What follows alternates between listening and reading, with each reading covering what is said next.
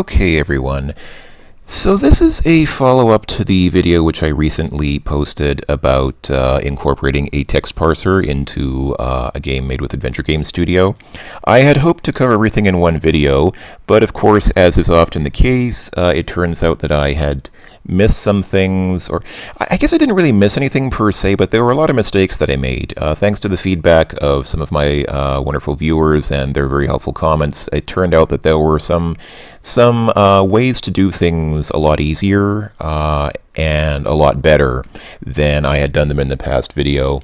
So some of the mistakes that I made were partly as a result of me having last used Adventure Game Studio something like 5 or 6 years ago, and things just changing and being done a little bit differently in newer versions of AGS.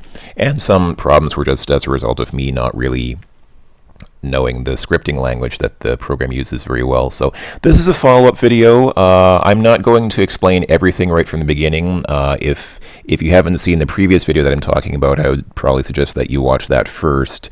But here I'm going to correct a few of the little things which I probably should have covered in that video but didn't.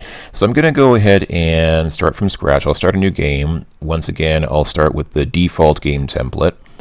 And once again, I'll call it parser demo, and here we go. Here is our well, it's just the AGS start page, but anyway. Okay, so like last time, I'm going to start with making a GUI, a GUI, and one mistake which I did make in the last video, and I don't really know why I never thought about this, but actually, well, let me show you. Okay, let me not get ahead of myself. First, let me go ahead and create the GUI.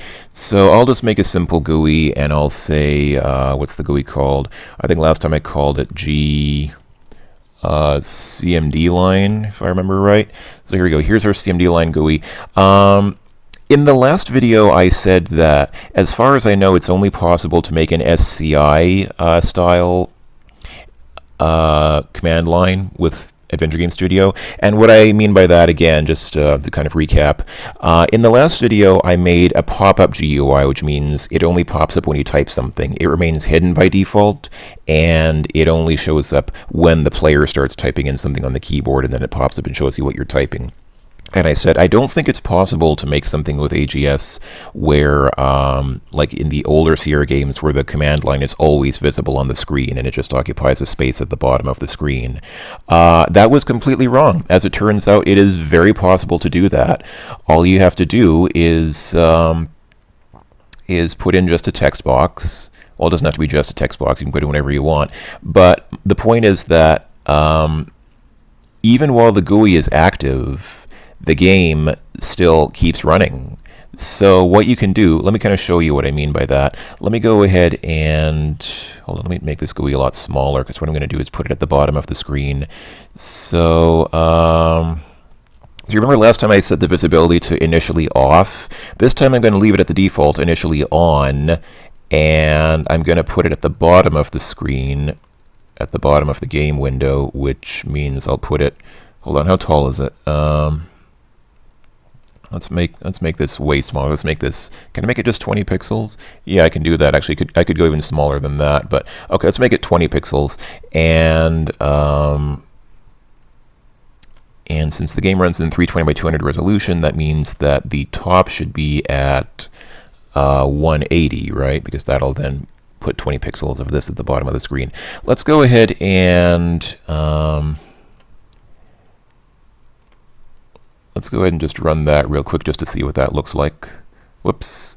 And the game is ridiculously huge because I forgot to,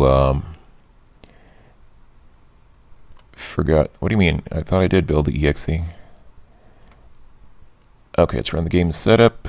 And let's go ahead and, yeah, that looks fine. Okay, here we go. Okay, so there you go. So there's our GUI at the bottom of the screen. That's our command line. And if I type something in there, it just stays there, but it doesn't impact the gameplay. I can still walk around. I can still move my character around, all while the text input line at the bottom there is still taking place. So for some reason I had thought that, I don't know, I was just thinking in the mindset that if this command line is active, then the game in the background will pause, but that's not the case. The game keeps running. So all you have to do is make a GUI like this, which just stays at the bottom of the screen, and you don't have to play with the visibility at all. You don't have to make it visible or invisible. It just stays there. If you want to do it like that, you can. If you want to make a pop-up GUI that only appears when you start typing in something, you can do it that way as well. It just means that you have to fiddle with the visibility, turn the visibility on and off when necessary. And if you want the game to pause, in Sierra's SCI games, the game would actually pause when the command line input was visible. If you want the game to pause while it's visible, then you'll need to just put in some code in the game to pause the game. So yeah, so that's not too big of a deal. So that's that. That's the first thing I wanted to cover. So it's absolutely possible to make an AGI-style game where this is always visible at the bottom of the screen. Let me get rid of that status bar at the top, too. So the status line visibility can be initially off. There we go. Okay, so that's the first thing I wanted to cover. Let's also let's rename that to CMD box, just so we have a good name to refer to that by. And if you want to make this look nicer, obviously, if I go back to the game, obviously it looks a little bit, wait, what? Why is it? Hold on, what's going on here? Why is it? Oh, I think I switched the visibility of the wrong thing. Should have switched the visibility of the status line. Okay, here we go.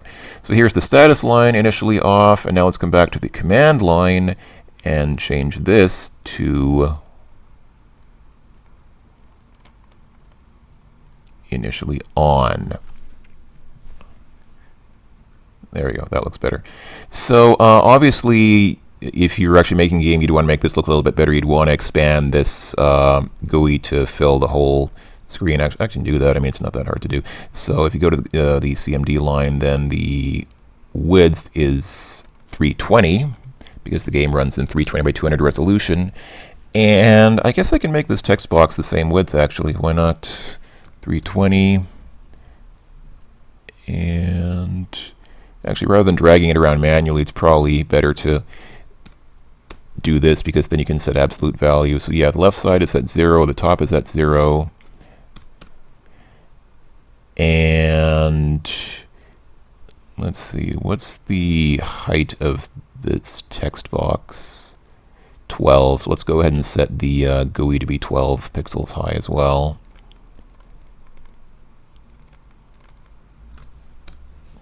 There we go. And now if we run the game with this, there we go. That looks pretty good, I think. We have a decent little command line there at the bottom of the screen that isn't too intrusive. And one thing that you will want to do if you do this, of course, is set a proper bottom to the. You'll need to set a boundary, like a walkable area boundary at the bottom of the screen there, so that the character can't walk through the command line like I just did. But other than that, that should be all that you have to do. Okay, so the next thing I wanted to talk about is to do with scripting. So if we go to the game's global script, let me go ahead and show you a much simpler way to do things than what I did last time. So what I had done last time was, yeah, right here above the key return handler, I'd put some code, I'd put the code to activate the GUI. Now, what so there are two things, two separate lines that make doing this a lot easier. First of all, the first thing you need to do, of course, is create the condition for the if statement. So what I had previously done is I had said if key code equals A, then trigger on that. And I had suggested doing this for every letter of the alphabet, so you'd have 26 if statements, one for each letter of the alphabet. One of my viewers helpfully pointed out, and thank you very much for this, you can, because each letter in AGS has an integer key code associated with it, you can actually just say if key code is greater than or equal to A, and key code is less than or equal to Z or Z, then trigger on that. So this condition will then apply for every letter of the alphabet, and that's it. You don't need to do one for all 20. You don't need to create 26 if statements. This will trigger on all of the letters. If you want to do it for the numbers as well, because the numbers 0 through 9 are also kind of, you should consider those valid typed input as well, then you can just say this, and because that's a number 0, and because it's in these single quotation marks, AGS will treat that as not as a string and not as an actual value of 0. You can do this as well. Somebody suggested that this would also trigger on all the punctuation marks, like exclamation marks and question marks and things like that. First of all, I'm not sure that that's the case, because I think that in terms of the integer values of the AGS's key codes, I think that the numbers from 0 through 9 come just before the letters from A through Z or Z.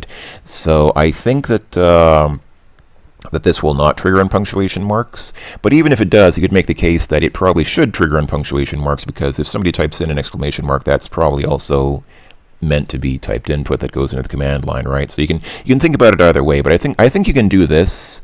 But I'll just go ahead and actually, no, why don't I go ahead and leave it like this and see what happens, because I think this should work. It should work just fine. So there you go. So that's the only if condition that we need. And then what I had done was, obviously I said make the command line GUI visible. And actually this is not going to apply. In this case, it's not going to apply very much, since I'd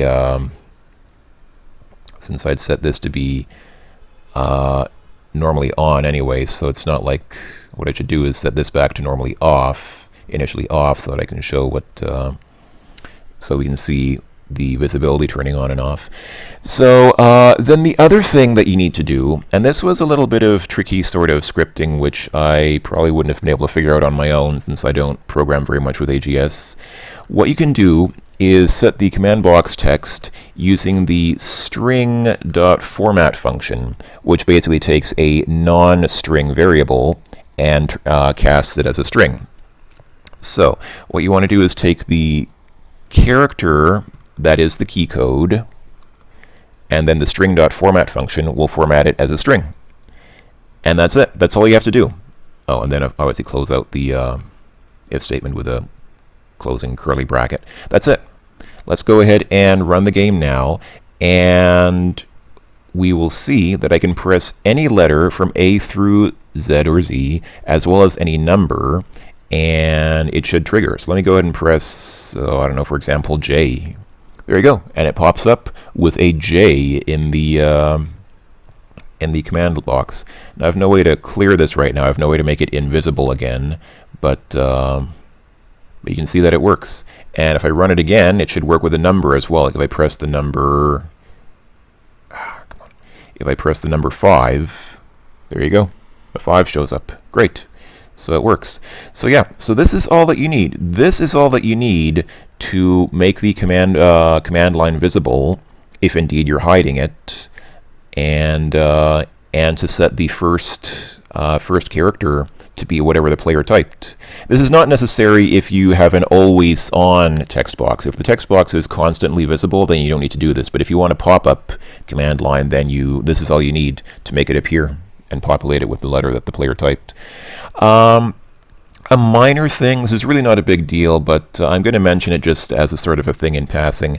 You might notice that it always starts with the uppercase version of the letter that you typed. So for example, if I press A now 5 times, 1, 2, 3, 4, 5, once the text box appears, it starts typing in lowercase letter a's, if that's what I typed, but it always starts with an uppercase letter. I don't think that there's a way to register whether the player typed an uppercase or a lowercase letter, because all you get is the key code. The only way to know what letter they typed is the key code, and the key codes are associated with both uppercase and lowercase letters. So both uppercase A and lowercase a gets the same key code. I don't think there's any way to distinguish those, really. If you want to put in a lowercase letter, there is a string does get a lowercase function in AGS. So what you can do, and again, there might be a better way to do this, but what I figured out works just fine, is to create another string and just call it something like character to start with, and set that to be this.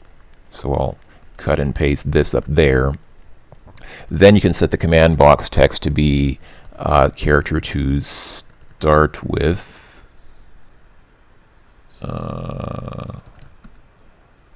And then it should have a lowercase function. Oh, sorry. I need an equals sign there. Okay.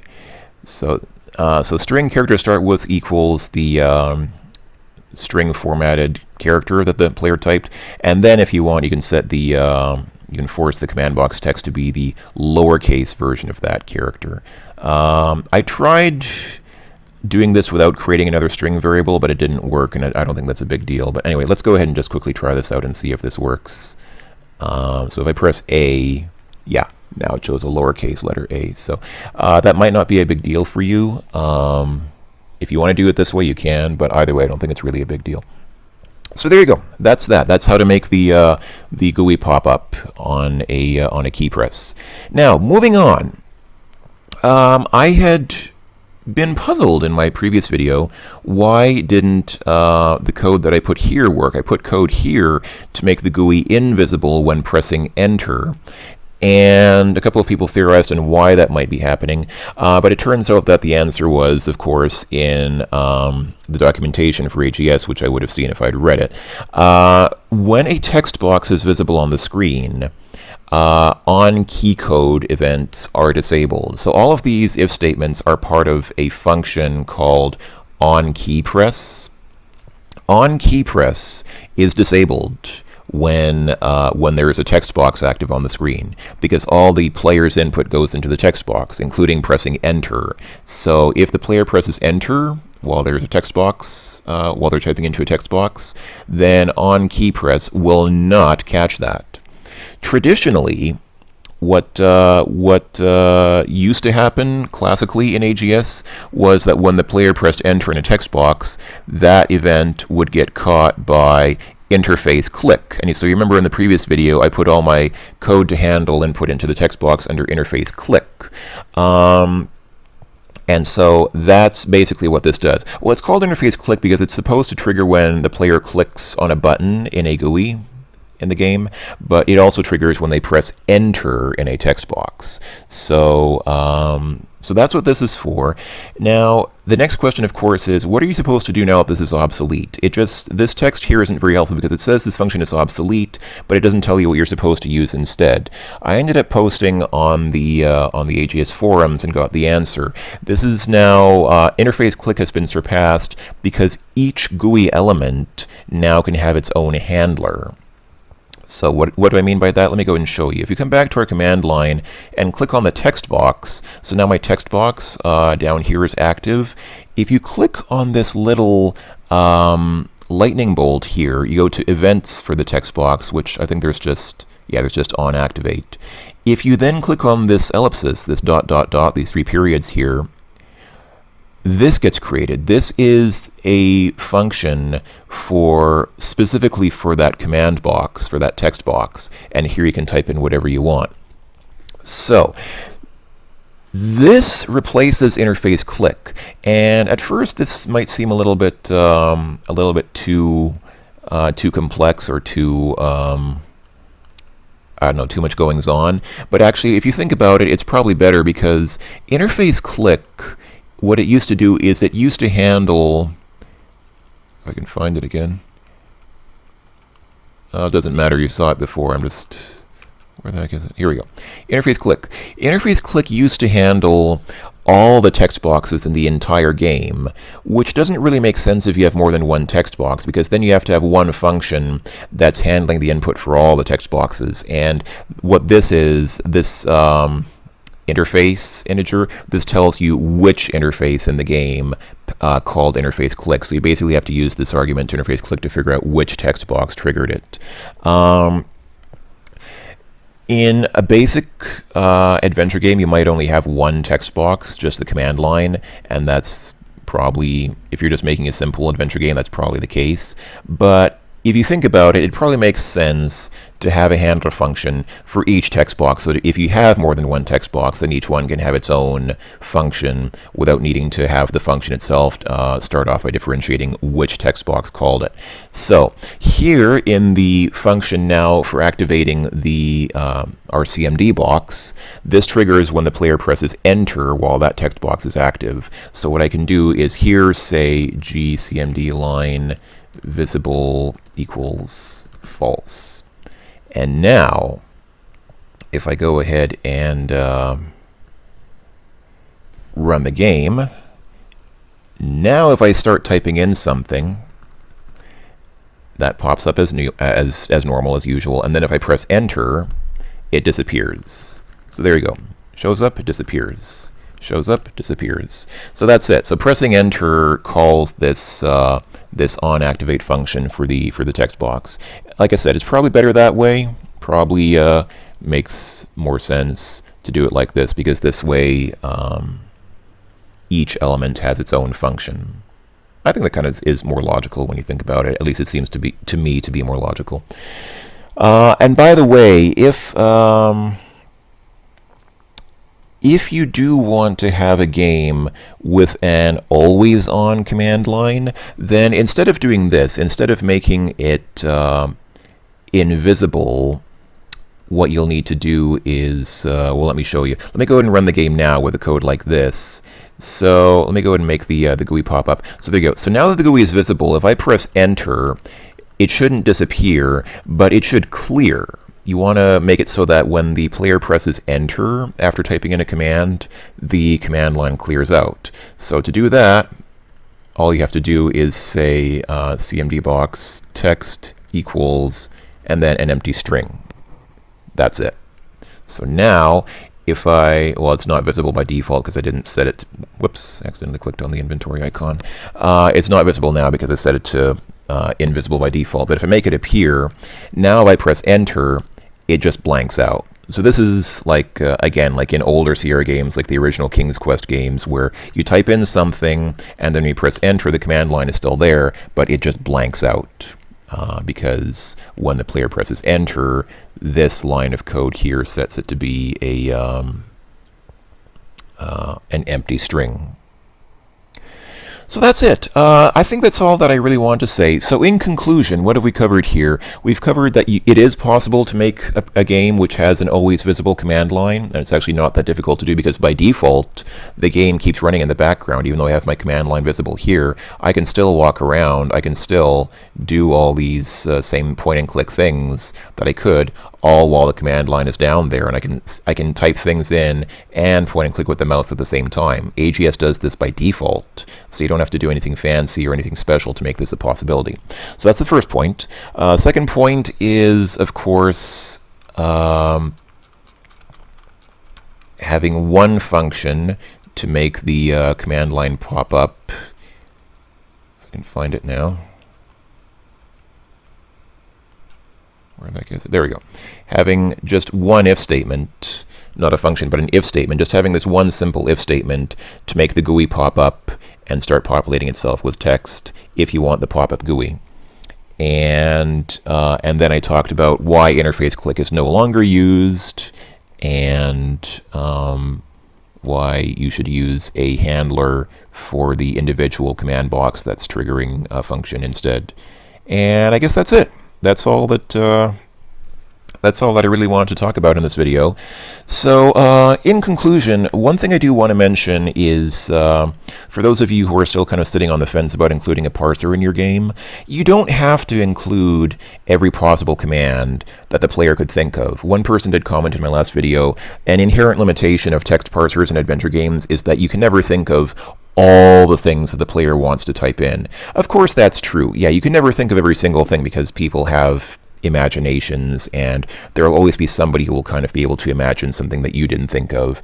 But I think that the point here is not that the game has to center around the text parser, but that the parser should be available as a sort of an option or as a sort of a supplement to the game, so that even if you don't want the game to exclusively use the parser, it's nice to have it there for people who are used to it. People like me are used to typing commands into adventure games, and so even if you want the game to be point and click centric, even if you want it to center around using the mouse icons and pointing and clicking, it's very nice. In my opinion, it's nice to have the parser as a sort of an adjunct or an appendix to that, so that way, as I've mentioned several times now, you have both options. I really like this. I like the ability to have this option to point and click around and use the mouse for things that you can obviously click on. So if there's something interesting here on this side of the screen, then I can click the eyeball icon on it without having to figure out what that object is. But if I want to type something in, then I can.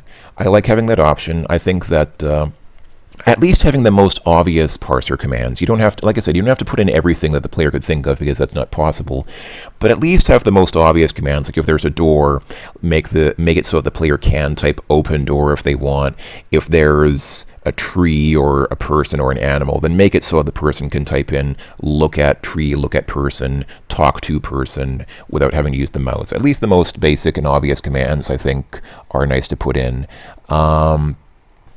And yeah, if you want it to make it sort of comprehensive so that the game includes most of what people would type in, then a sensible thing to do. I think the usual advice given to adventure game designers is have a few of your friends, have maybe like a half dozen of your friends, if you have that many friends. I don't, but if you happen to have, maybe a half dozen friends, make them play the game, have them play the game for a little while, and watch what they type in.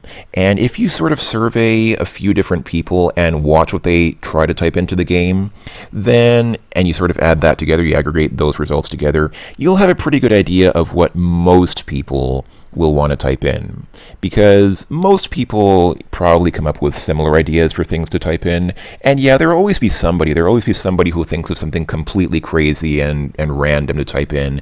And yeah, of course you can never account for that, so don't even bother trying. I mean, if you want to put in some weird things to type, you can.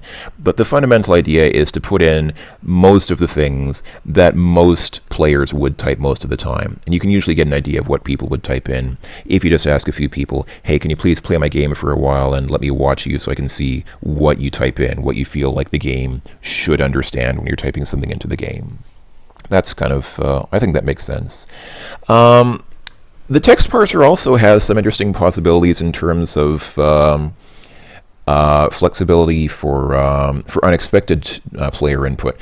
Let me tell you a funny kind of story which I only heard recently because I saw it in a linked video or in a related video to my last video. So in my previous video that I put up on YouTube about putting the text parser into AGS, there was a related video on YouTube, how YouTube shows related videos. It was an interview with Scott Adams from Jason Scott's wonderful documentary Get Lamp. And this is not the Scott Adams who draws the Dilbert comic strip. That Scott Adams is probably more famous today. I'm not talking about the Dilbert Scott Adams, but this is the Scott Adams who used to make text adventure games back in I think back in the 80s or maybe even the 70s. So Scott Adams was quite famous for some of his text adventures back then. And excuse me. And so he told a wonderful story about how one game that used a text parser, what he used to do was he would have the games recognize the first three letters of any verb. So for example, if you typed in look at something, the game would just recognize loo. You could say loo at something, and the game would just trigger on the first three letters because it was simpler to program that way, just to recognize the first three letters of any verb. So if you wanted to talk to somebody, you could just say tall someone. If you wanted to take something, you could just tack something, T-A-K. And so there was, in one game, there was a dragon. Scott Adams was telling the story. He had a dragon. I think it was a dragon. Or was it a bear? Was it a dragon or a bear? I think it was a dragon. I apologize if that's wrong. Maybe it was a bear, but some animal anyway. And what you were supposed to do was startle this animal, and if you startled it, it would fall down. So basically, you could type in, because this was a text adventure, you could type in yell at the animal, you could type in shout, or you could type in scream. He tried to think of all the different sort of verbs for saying something loudly. But of course, these would all trigger only on the first three letters. If you try to type yell, the game would actually recognize just Y-E-L. If you wanted to type in shout, you just type in SHO, and if you want to type in scream, you could just type in SCR. So what had happened, Scott Adams heard the story that one of the players playing the game couldn't figure out what to do with this animal, and so they tried things like I don't remember all the things that they tried, but they tried all the verbs that they could think of, and finally they got so upset that they just typed in screw the animal. And because the game recognized SCR as from scream, then when they typed in screw the animal, the game said the animal is so startled that it falls down. And of course that was unintended. The game thought that the player was using a different verb, but still, it was a wonderful story. It's almost like emergent gameplay when the game does something that you didn't expect it to do, that even the developer didn't expect it to do, because the player sort of made it do something different or interpreted it doing something differently from how the designer intended. So I thought that's a wonderful story, and I probably didn't tell it very well. I apologize because I'm not a good storyteller, but I hope that at least people understood. The point is, somebody typed in a verb that started with SCR, and the game interpreted it otherwise from what it was supposed to be interpreted as. So there you go. That's that. I'm going to go ahead and quit this game. And the last thing I want to show off, just as a sort of a matter of giving credit where credit is due, is I want to show off what's just called text parser game. There are very few AGS games that actually make use of the text parser.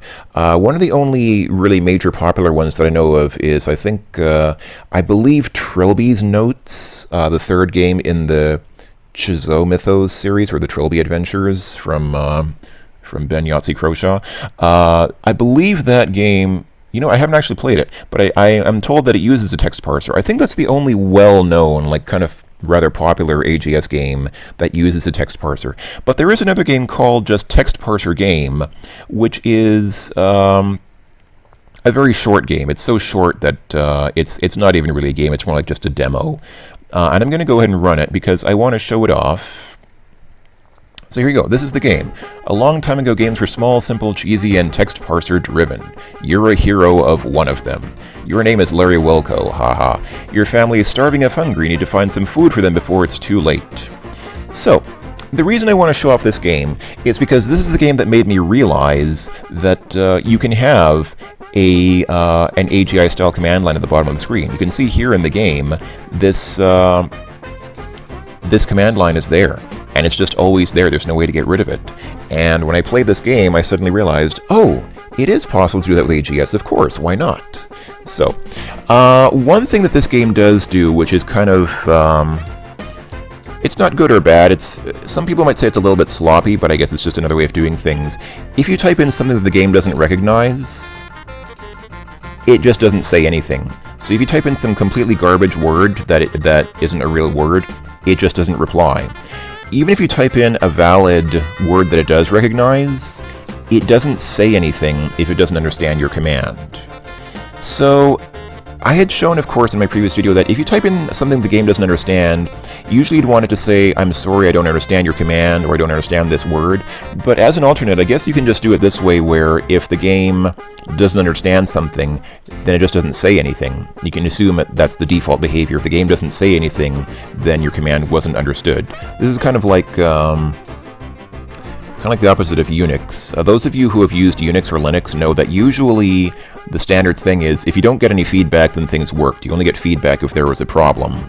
So this is kind of the opposite of that. Here, if there's no feedback, then you can just assume that nothing happened and your command wasn't understood. But if you do get a response, then the game understood what you were saying. So in this screen, for example,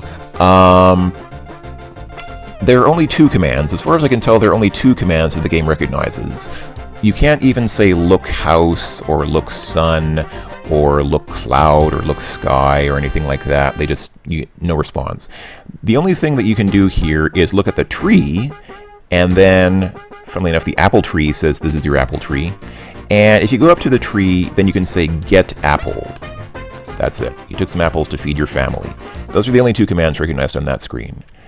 Now, this is the second screen. A long time past. What have been a lone tree grew up into big and beautiful garden. The games are ruled by the trinity of HDR, bloom, and lens flare. It may seem that text parser games had gone forever. Now your quest is to find it. And Larry Wilco says, you know, I think the answer could be on Mars. This music, some of you will probably recognize, is a MIDI rendition of Metallica's Sad But True.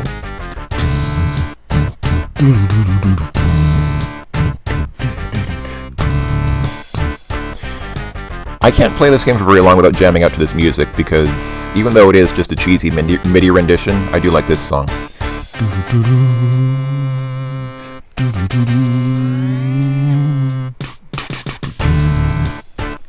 Okay, anyway, in this screen, the only command that's recognized is, believe it or not, I'm not joking, go to Mars.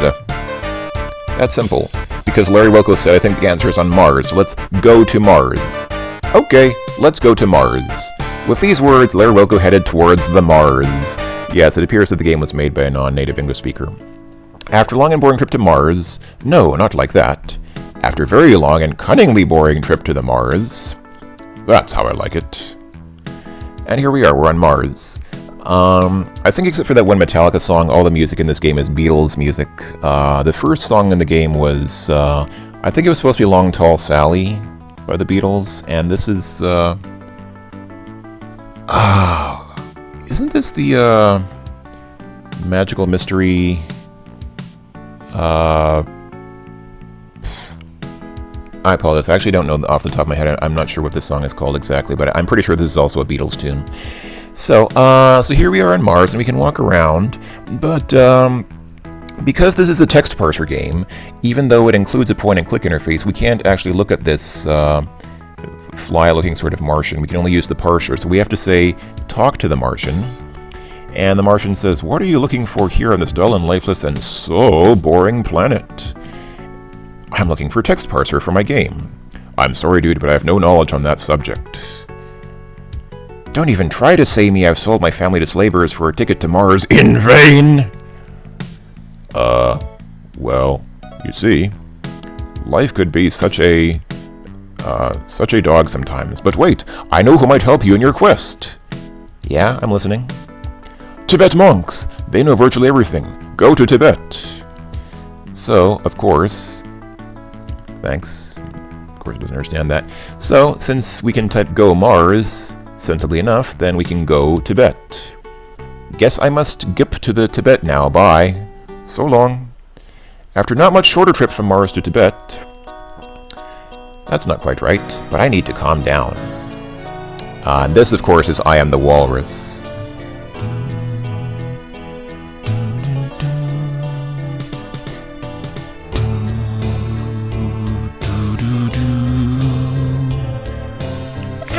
Here, you are here, and we're all in Tibet playing the text parser adventure game.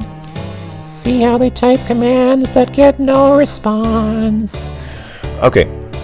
If anyone's never heard Jim Carrey's cover of this song, by the way, listen to Jim Carrey's cover of this. It's marvelous. Anyway, of course, the logical thing to do here, since there is a Tibetan monk, is talk to the monk.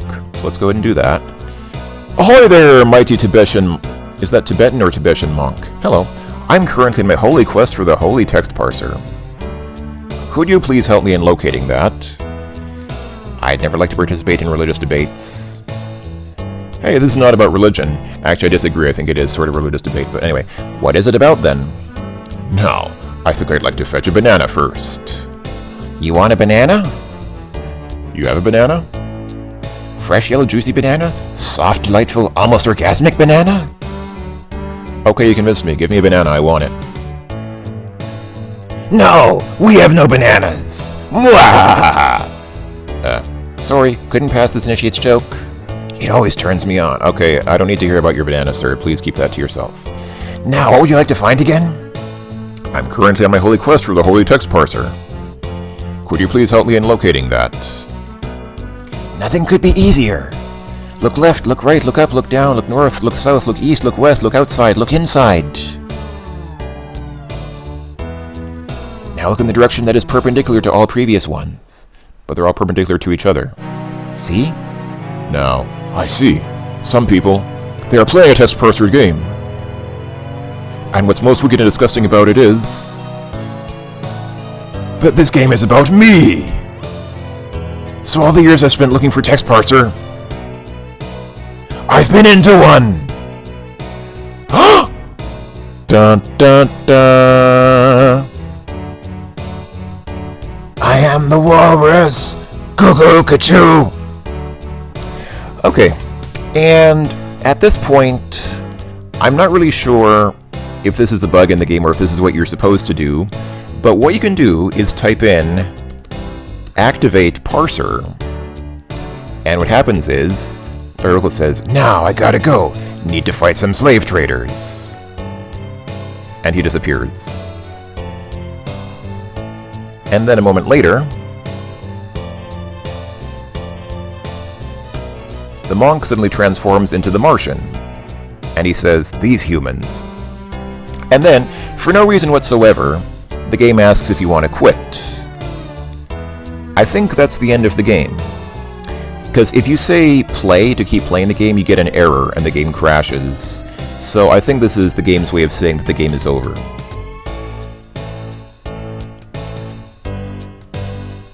I don't want to quit because I'm enjoying this music.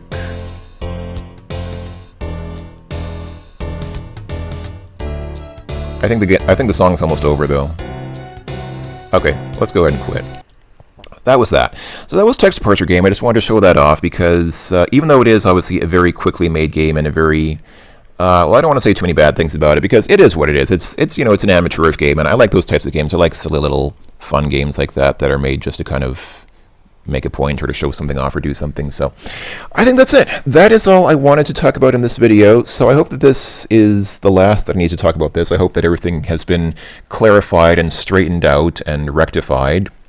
So that's it for me. Thank you folks for watching. Take care everybody and enjoy your text parser adventure games. It's been a blast showing you how to make them. I am out of here. Goodbye everyone.